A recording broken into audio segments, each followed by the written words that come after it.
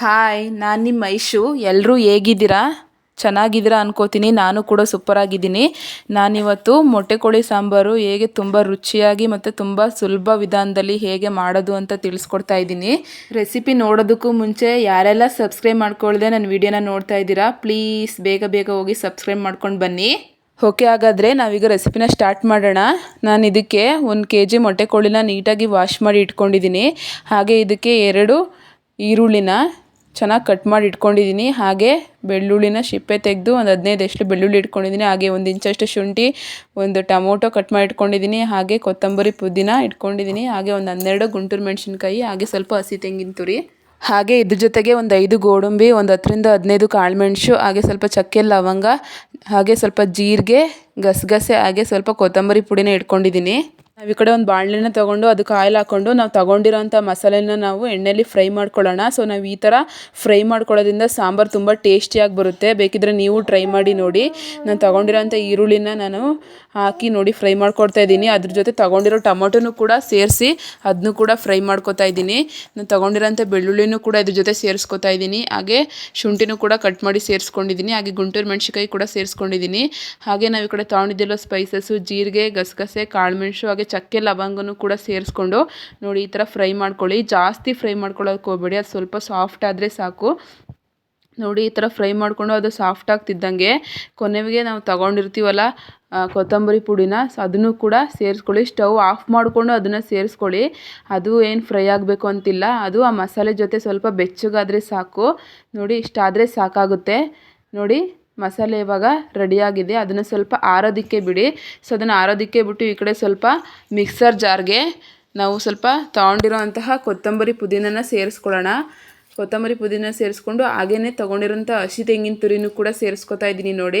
So ಅದನ್ನು ಸೇರಿಸ್ಕೊಂಡು ತೊಗೊಂಡಿದ್ನಲ್ಲ ಗೋಡಂಬಿ, ಅದನ್ನು ಕೂಡ ಸೇರಿಸ್ಕೊತಾ ಇದ್ದೀನಿ. ನೀವು ಗೋಡಂಬಿ ಇಲ್ಲ ಅಂತ ಅಂದರೆ ಇದ್ರ ಬದಲು ಹುರ್ಗಡ್ಡೆನೂ ಕೂಡ ಸೇರಿಸ್ಕೋಬೋದು. ನೋಡಿ ಈ ಕಡೆ ಮಸಾಲೆ ಕೂಡ ತಣ್ಣಗಾಗಿದೆ, ಅದನ್ನು ಕೂಡ ಮಿಕ್ಸರ್ ಜಾರ್ಗೆ ಸೇರಿಸ್ಕೊತಾ ಇದ್ದೀನಿ. ಅದು ರುಬ್ಬೋದಕ್ಕೆ ಎಷ್ಟು ನೀರು ಬೇಕೋ ಅಷ್ಟು ನೀರು ಹಾಕೊಂಡು ರುಬ್ಕೊಳ್ಳಿ. ಜಾಸ್ತಿ ನೀರು ಹಾಕೊಳ್ಳೋಕೆ ಹೋಗ್ಬೇಡಿ, ಅದು ನುಣ್ಣಗೆ ರುಬ್ಬಲ್ಲ.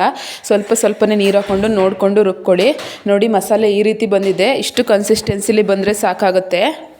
ನೋಡಿ ನಾನು ಈ ಕಡೆ ಕುಕ್ಕರ್ನ ಇಟ್ಕೊಂಡು ಒಂದು 2 ಟೇಬಲ್ ಸ್ಪೂನಷ್ಟು ಆಯಿಲ್ನ ಹಾಕೋತಿದ್ದೀನಿ. ಚಿಕನ್ ಸಾಂಬಾರು ಆಗಿದ್ರಿಂದ ಅದರಲ್ಲೇ ಎಣ್ಣೆ ಬಿಟ್ಕೊಳ್ಳುತ್ತೆ, ಜಾಸ್ತಿ ಆಯಿಲ್ನ ಹಾಕೋಬೇಡಿ. ಹಾಗೆ ಅರಿಶಿನ ಪುಡಿನೂ ಕೂಡ ಸೇರಿಸ್ತಾ ಇದ್ದೀನಿ.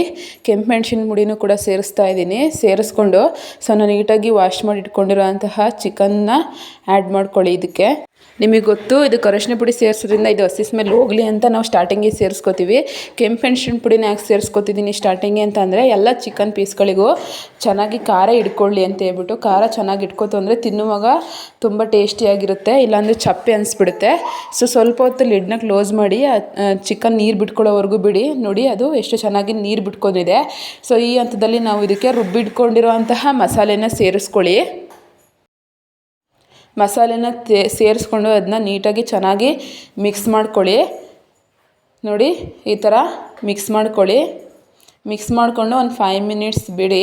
ಸೊ 5 ಮಿನಿಟ್ಸ್ ಬಿಡೋದ್ರಿಂದ ಮಸಾಲೆ ಎಲ್ಲ ಚಿಕನ್ಗೆ ಚೆನ್ನಾಗಿ ಇಟ್ಕೊಳ್ಳುತ್ತೆ. ಅದು ಹಾಕಿದ ತಕ್ಷಣ ನೀರನ್ನ ಆ್ಯಡ್ ಮಾಡ್ಕೊಳ್ಳೋದಕ್ಕೆ ಹೋಗಬೇಡಿ. ಇವಾಗ ನೋಡಿಕೊಂಡು ಎಷ್ಟು ಬೇಕು ನೀವು ಅಷ್ಟು ಉಪ್ಪನ್ನ ಕೂಡ ಇವಾಗ ಈ ಹಂತದಲ್ಲಿ ಸೇರಿಸ್ಕೊಳ್ಳಿ. ನೋಡಿ ನಾನೊಂದು 4 to 5 ಮಿನಿಟ್ಸ್ ಆಗಿ ಸ್ವಲ್ಪ ಮೀಡಿಯಮ್ ಫ್ಲೇಮಲ್ಲಿ ಬಿಟ್ಟಿದ್ದೆ. ಸೊ ಇವಾಗ ನಾವು ಅದೇ ಮಿಕ್ಸರ್ ಜಾರಲ್ಲಿರೋಂಥ ಮಸಾಲೆಗೆ ಸ್ವಲ್ಪ ನೀರು ಹಾಕ್ಕೊಂಡು ಅದನ್ನು ಕೂಡ ಸೇರಿಸ್ಕೊಳ್ಳಿ. ನಿಮಗೆ ಸಾಂಬಾರು ಎಷ್ಟು ಗಟ್ಟಿ ಬೇಕು ಅದನ್ನು ನೋಡಿ ನೀರನ್ನ ಸೇರಿಸ್ಕೊಳ್ಳಿ. ನನಗೆ ಸಾಂಬಾರು ತುಂಬ ಗಟ್ಟಿಯಾಗೂ ಇರಬಾರ್ದು, ತೆಳುವಾಗೂ ಇರಬಾರ್ದು. ನಮ್ಮನೇಲಿ ಅದೇ ಥರ ಇಷ್ಟಪಡ್ತಾರೆ. ಸೊ ಅದಕ್ಕೋಸ್ಕರ ಮೀಡಿಯಮ್ ಆಗಿ ನಾನು ನೀರನ್ನ ಸೇರಿಸ್ಕೊಂಡಿದ್ದೀನಿ. ಸೇರಿಸ್ಕೊಂಡು ಮನೇಲೇ ಮಾಡಿರೋ ಸಾಂಬಾರು ಪುಡಿನ ಸೇರಿಸ್ಕೊತಾ ಇದ್ದೀನಿ.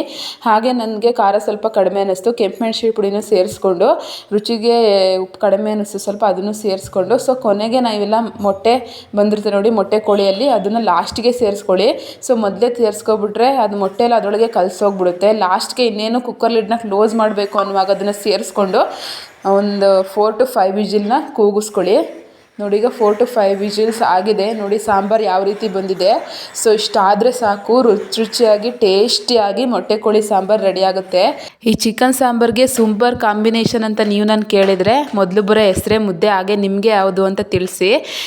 ಈ ಥರ ರುಚಿಯಾಗಿ ಚಿಕನ್ ಸಾಂಬಾರು ಇದ್ದರೆ 1 ಮುದ್ದೆ ತಿನ್ನೋಡು ಕೂಡ 2 ಮುದ್ದೆ ಬೇಕು ಅಂತ ಹಾಕ್ಸ್ಕೊಂಡು ತಿಂತಾರೆ, ಅಷ್ಟು ರುಚಿಯಾಗಿತ್ತು ಚಿಕನ್ ಸಾಂಬಾರು. ನೀವು ಕೂಡ ಟ್ರೈ ಮಾಡಿ ಹೇಗೆ ಬಂತು ಅಂತ ಕಮೆಂಟಲ್ಲಿ ಫೀಡ್ಬ್ಯಾಕ್ನ ತಿಳಿಸಿ.